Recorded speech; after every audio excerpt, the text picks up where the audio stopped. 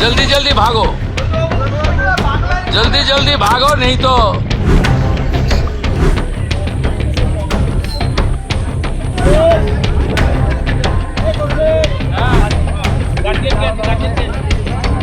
মধ্যমগ্রাম থেকে। বারাসাত মধ্যমগ্রাম। ও তো কি কোনো কাজ করতেন নাকি? কিসে? এমনি লেবারই করতাম। লেবার। কত বছর আগে এসেছিলেন? আমরা ছোটবেলা থেকেই বুঝতে শিখে এখানে। হ্যাঁ, তখন আপনাদের এখানেই জন্ম? শুধু আমার মা বাবা বাংলাদেশি।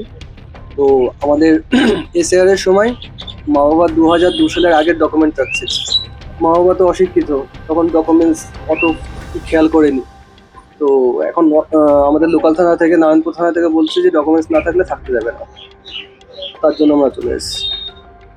আদি বাড়ি কোথায়? বাংলাদেশ? মা বাবার আদি বাড়ি বাংলাদেশ, খুলনা জেলা। খুলনা যায়, সেখানে চলে যাচ্ছি। এখন সেখানে চলে যেতে হবে, আর কি করবো? আমরা তো ছোটবেলা থেকে এখানেই বড় হয়েছি। এখানে কার বাড়ি? মা বাবা ওখানে থাকে? মা বাবা এখানেই থাকে। ছোটবেলায় আমার মা বাবা এসেছিল 2001 সালে, না 2002 সালে এসেছিল। আমরা তো এখানেই বড়, এখানে লেখাপড়া করেছি, এখানে বড় হয়েছি, এখানে কাজকাম করছিলাম। এখন বলছে মা বাবার ডকুমেন্ট না হলে আমাদের থাকতে দেবে না। তার জন্য আমাদের চলে যেতে হবে। দেশের বাড়ি চলে যাচ্ছে? হ্যাঁ, দেশের বাড়ি চলে যাচ্ছে। আপনার নাম? আমার নাম হৃদয় মোল্লা। হ্যাঁ, হৃদয় মোল্লা। হৃদয়। দুর্গানগর থেকে। কলকাতা দুর্গানগর। বাংলাদেশে বাড়ি কোথায়? বাংলাদেশে কেশবপুর থানায়। কেশবপুর থানা। কত বছর আগে এসেছিলেন? এই 2.5 বছর। 2.5 বছর? ও, এই ভোটার কার্ড, আধার কার্ড? না, কিছুই নেই। দালাল মারফত এসেছিলেন? হ্যাঁ হ্যাঁ, দালাল মারফত। কত টাকা দিতে হয়েছিল? ওই 10,000। 10,000 টাকা দিতে হয়েছিল। কোন বর্ডার দিয়ে পার হইল? খুব একটা খেয়াল নেই। ওটা খেয়াল নেই না? আচ্ছা, এখন এই যে দেশে চলে যাচ্ছেন কেন, কারণটা? এই এসআর হচ্ছে এই জন্য। আপনার নাম? আমার নাম আক্তারুল।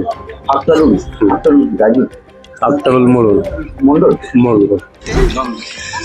কি কাজ করতো ওখানে? লিভার। লিভার কি কত বছর আগে গিয়েছিলে? বেশি না, 5-6 বছর আগে। কোনো কাগজপত্র আছে? নেই না? এখন কি বাংলাদেশে ফিরে যাবে? তো এইখানে হঠাৎ করে আসলে কি কি কি কি পরিকল্পনা কি? সরকার যখন ঘোষণা দিচ্ছে ওই জন্য এসছে এখানে। এখন রিটার্ন যাচ্ছে লোকজন, আচ্ছা, ওই জন্য এখানে এসছে। এখন কোথায় বাড়ি? কোথায় বাংলাদেশে? বাংলাদেশে কোথায় বাড়ি? বাড়ি যাচ্ছে তোমার 13 কি নাম তোমার?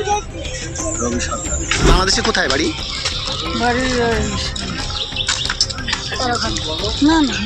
মোল্লাডাঙ্গা। এদিকে কোথায় থাকতেন? কি কাজ করতে? বাসন মাজা কাজ করি। বাসন মাজা কাজ করতেন। আর কতদিন আগে আসছিলেন? 2-3 মাস। 2-3 মাস আগে? হ্যাঁ, এরকম 1-1.5 বছর হয়েছে। বাসন মাজা যাত্রা করে। কোন বর্ডার দিয়ে আসছিলেন? ওটা মনে নেই। হ্যাঁ, কি নাম কি আপনার? লিপি দিদি। না, এখন এখানে আসছেন কি উদ্দেশ্যে? কি এখন স্যার আমাদের থাকতে দিচ্ছে না, আমরা চলে এসেছি। আচ্ছা, কি বাংলাদেশে চলে যাবেন? বিএসএফ এর কাছে স্যালেন্ডার করতে আসছেন? নাম কি আপনার? লিপি দিদি। বাংলাদেশি যারা করলো এফআইআর নাম বাদ গেছে, তারপর ওদেরকে টিএমসি, সিপিএম ইত্যাদি আটকে রেখেছিল ভোটার হিসাবে।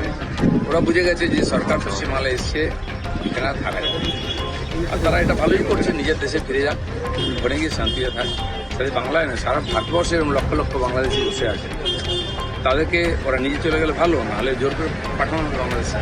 ये एग्जिस्टिंग फॉरेनर्स एक्ट है, कोई नया कानून नहीं है। और ये लोग चला जाना चाहिए। और उनका बांग्लादेशी जो नागरिक है उनका लेने का जिम्मेदार तो है उनका। तो जब हम लोग यहाँ से बोल रहा था तब वहाँ से उनका जो स्पोक्स पर्सन है, मैं देखा था सोशल मीडिया में और यूट्यूब में आया, जो उन्होंने बताया जो बांग्लादेशी है वो तो हम लोग ले लेगा। तो ये सब बांग्लादेशी है, इसको ले लेना चाहिए। लेकिन ये लोग को, पुलिस को हम लोग बता दिया जेल में भेजने का जरूरत नहीं है। देश के रुपया में खाना खाएगा, कपड़ा देगा, मेडिसिन देगा। एक दामाद है ये लोग। जल्दी जल्दी भागो, जल्दी जल्दी भागो, नहीं तो जो करना है सरकार करेगा। বাংলায় না না, আমি হাকিমপুর সম্পর্কে জানি না, আমি মিডিয়াতে দেখছিলাম, কিন্তু এটা নতুন কিছু নয়, প্রেজেন্ট অ্যাক্টই রয়েছে। এবং আমরা বলে দিয়েছি যে বাংলাদেশের অবৈধ অনুপ্রবেশকারী তাদেরকে কোর্টে পাঠানোর কোনো দরকার নেই, আইনে নেই, সরাসরি পুলিশ নেবে এবং বিএসএফ এর হাতে হ্যান্ডওভার করবে।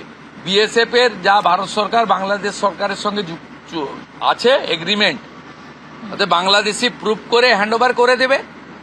আমাদের জেলে 3 মাস 6 মাস 2 বছর রেখে আপনার চাল, আপনার ডাল, আপনার তেল, আপনার মাছ, আপনার ডিম, আপনার কাপড়, আপনার মেডিসিন ওদেরকে দেব কেন?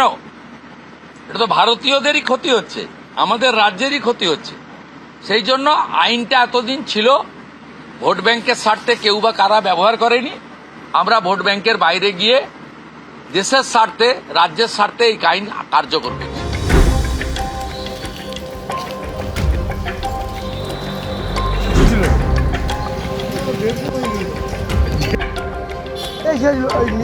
মোটামুটি একটা বলো, মোটামুটি বলো।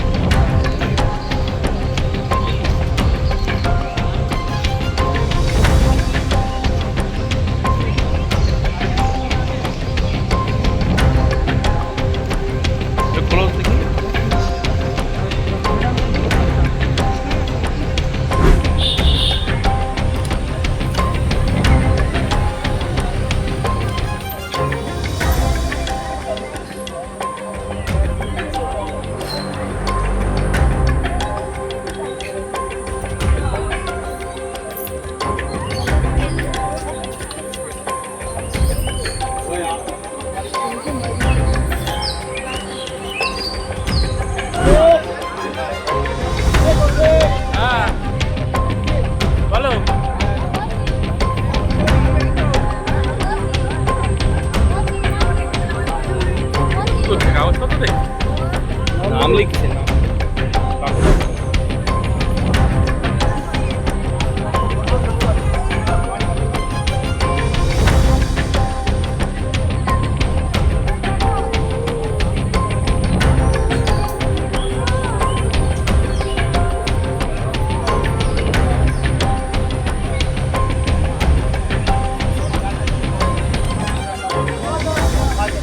গার্জিয়ান কে আছে? গার্জিয়ান কে আছে? হ্যাঁ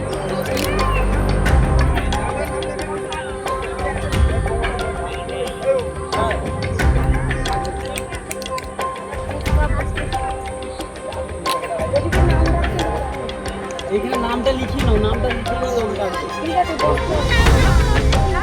আমাদের ভিডিও ভালো লাগলে লাইক এবং শেয়ার করুন।